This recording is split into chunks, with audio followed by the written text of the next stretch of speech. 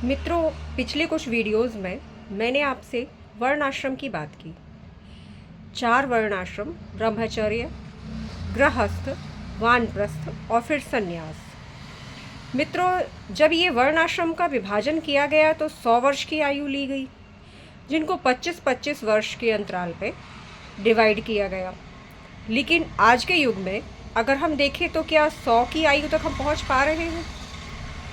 आज हम सुनने को आता है कि 20 साल की उम्र में ही चले गए, कोई 26 साल की उम्र में, कोई 30 साल की उम्र में, 40 तक भी नहीं पहुंच पा रहे हैं।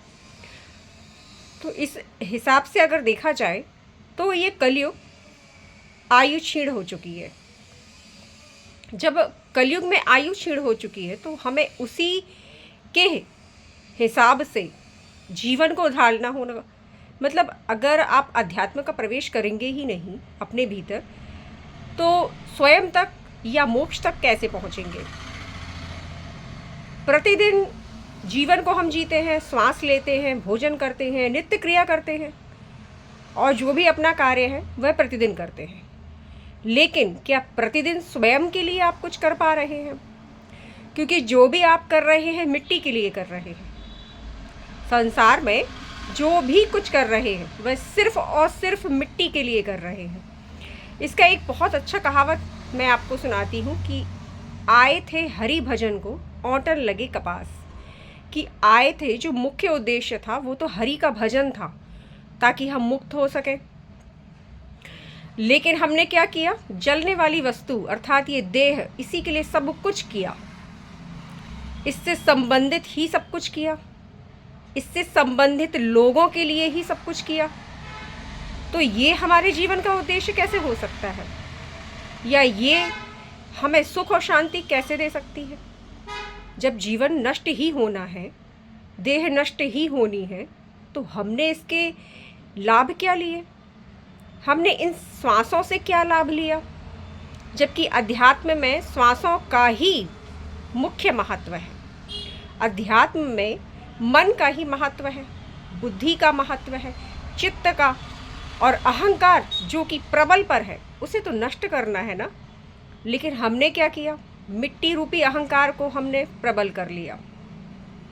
अब हमसे इस कलयुग में अगर कोई अध्यात्म की बात भी करता है तो वह हमें बहुत ही पिछड़ा और अनपढ़, गंवार, न जाने क्या क्या लगता है, क्योंकि अब हम उसके बारे में जानते ही नहीं। या यूँ कहा जाए कि हम जानते तो सब कुछ है, लेकिन अब हमारे और स्वयं के बीच पर्दा आ चुका है। वह जो परम है उससे हम दूर नहीं हुए या वो हमसे दूर नहीं हुआ, हमारी कामनाओं ने हमें दूर कर दिया। अब हमने बुद्धि में ना जाने क्या क्या अपेक्षाएं, आशाएं भर ली, मन को कामनाओं से ग्रसित कर लिया। जीवन में आप बस भाग रहे हैं, पा रहे हैं, और कब श्वासें छिन जा रही हैं ये भी नहीं समझ पा रहे हैं।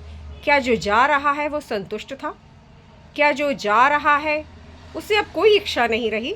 क्या जो जा रहा है वह पूर्ण काम युक्त हो चुका था, निष्काम हो चुका था? नहीं, क्योंकि जो जा रहा है निष्काम वही हो सकता है जिसने अध्यात्म में प्रवेश लेकर स्वयं को जान लिया। क्योंकि अब उसे मृत्यु का भय नहीं, अब उसे किसी जन्म की आवश्यकता नहीं, और अगर जन्म होता भी है तो वह निष्काम है। मित्रों, अगर आपने जड़ भरत की कथा सुनी हो भागवत में, और अगर नहीं भी सुनी तो मैं आपको बताती हूँ। राजा भरत थे, जब इन्हें वैराग्य हुआ, धर्मयुक्त पूर्वक राज्य करते हुए इन्होंने साधु का वेश धारण किया और सन्यासी हो गए। हरि आराधना की, तपस्या की, तपश्चर्या में ही अपना जीवन बाकी का व्यतीत किया। लेकिन अंत समय में जब ये अर्घ्य दे रहे थे तो अचानक से एक हिरणी बहेलिए से भागकर नदी को पार करने का प्रयास किया। लेकिन क्योंकि वह गर्भवती थी तो बच्चा जो है वो पानी में ही गिर जाता है, अचानक से उसका गर्भपात हो जाता है। तो हिरणी तो जाकर आगे गुफा में मर जाती है आगे जाकर। लेकिन जो बच्चा था, जब ये भरत अर्घ्य दे रहे थे तो इन्हें वह बच्चा दिखता है हिरण का। ये उसे दयनीय अवस्था में उठा लेते हैं क्योंकि उस पर प्रेम आ जाता है इन्हें। उसका पालन पोषण करते हैं अपने आश्रम में लाकर। नियमित पालन पोषण करते हैं, उसकी देखभाल करते हैं, उसकी रक्षा करते हैं, उसके पोषण के लिए जो जो आवश्यक है वह सभी कार्य करते हैं। अब यह निष्काम थे, मोह से रहित थे, लेकिन जब उन्होंने एक हिरण के बच्चे से प्रेम किया तो उसमें आसक्त हो गए। अब देह त्याग करने का समय आया। देह त्याग करते समय इन्होंने ईश्वर का ध्यान किया, लेकिन जब माया प्रबल होती है तो माया अपनी रील चलाती है अंतिम श्वासों के समय, और जिस रील पर आप स्थित हो जाते हैं या आपका मोह आप पर ग्रसित हो जाता है, वहाँ आप जन्म के लिए प्रबद्ध हो जाते हैं। तो इनका जो मोह था या आसक्ति थी वो हिरण में थी। अंतिम समय भी इन्हें हिरण की ही बच्चे की याद आई कि अब उसका क्या होगा, अब उसकी देखरेख कौन करेगा, उसकी रक्षा कौन करेगा।